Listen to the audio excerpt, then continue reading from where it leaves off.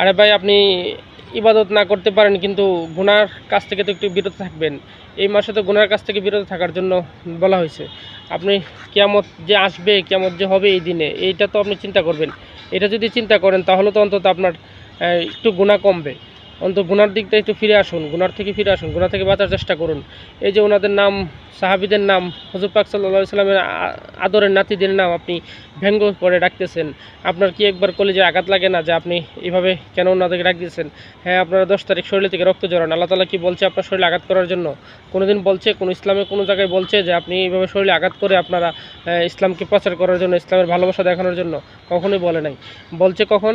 যদি আপনার ইমানের উপর আঘাত আসে, যখন জিহাদের ডাক আসে, ইসলামের উপর আঘাত আসে, তখন আপনি শরীর থেকে রক্ত ঝরানোর জন্য, ফিসাবিলিল্লাহ আপনার জীবন দেওয়ার জন্য, আল্লাহর রাস্তায় জীবন দেওয়ার জন্য। কিন্তু এইভাবে বলে নাই আপনাকে মানুষ দেখানোর জন্য, মানুষকে দেখানোর জন্য, এইভাবে আপনি শরীরে তাজা রক্ত ঝরানোর জন্য। তো এইগুলা যে করতেছেন আপনারা কতটুকু জেনে শুনে করতেছেন জানি না আমি, কিন্তু আমার যতটুকু জ্ঞানের বুদ্ধিতে ধরে যে এটা আসলেই অজানা থেকে এবং মূর্খতা থেকে। আমরা যারা এটা পালন করি বা পালন করার জন্য দেখতেও যাই, তাদেরকেও বলবো আপনারা উৎসাহ হয়ে এইভাবে গিয়ে দেখতে গিয়ে তাদেরকে উৎসাহ দিবেন না।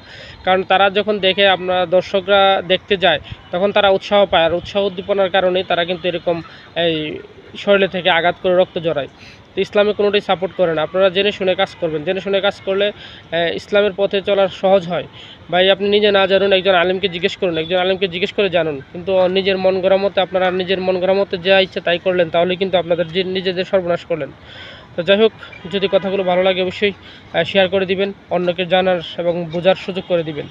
তা আজকের মতো এখান থেকে বিদায় নিচ্ছি। আসসালামু আলাইকুম রহমতুল্লাহ।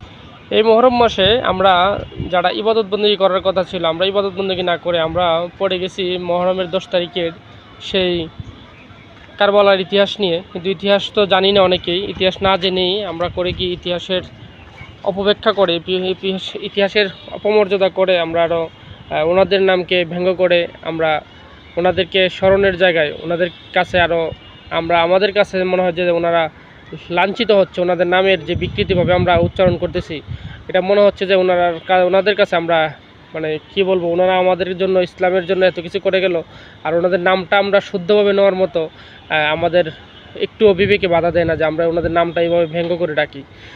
তো এই যে মানুষগুলো এইভাবে এই যারা রোজা রাখার কথা ছিল, যারা ইবাদতবন্দি করার কথা ছিল, তারা এই কাজ থেকে সরিয়ে নিয়ে একদল মানুষ তাদেরকে ভিন্ন একটা রাস্তায় ঠেলে দিয়েছে। আর এই ভিন্ন রাস্তায় ঠেলে দেওয়ার কারণে তারা কি করতেছে, তারা এখন ওই যে জারি গাইতেছে, জারি গাওয়ার কারণে শানের নামে জারি গাইতেছে, এক ধরনের গান গাইতেছে। তো এই যে গানগুলো গাইতেছে, এইগুলো কি ইসলামে সাপোর্ট করে কিনা আদৌ আমরা জানারও চেষ্টা করি না, মানারও চেষ্টা করি না। আর জানলে না মানবো, আসলে জানতেই চায় না। আর যদি তাদের কাছে বলেন যে এই বিষয়ে ইসলামে হারাম বা ইসলামে করা জায়েজ নাই, তখন তারা আপনাকে উল্টা বড় বড় হাদিস শুনিয়ে দিবে।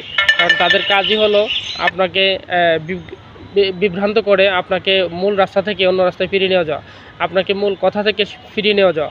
এই জন্য আমরা না জেনে না শুনে এইভাবে একটা কিছু পাইলাম আর এটা নিয়ে দৌড়াদৌড়ি ছুটাছুটি করার চেষ্টা করি।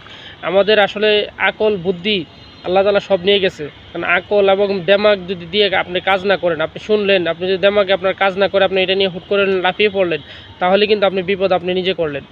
এখন মহরম মাসে বলতেছে আল্লাহ তাআলা যে এই ইবাদত করার জন্য, কারণ এই দিনে যেমন কারবালা শহীদ হয়েছে, এই দিনে কিয়ামত হবে।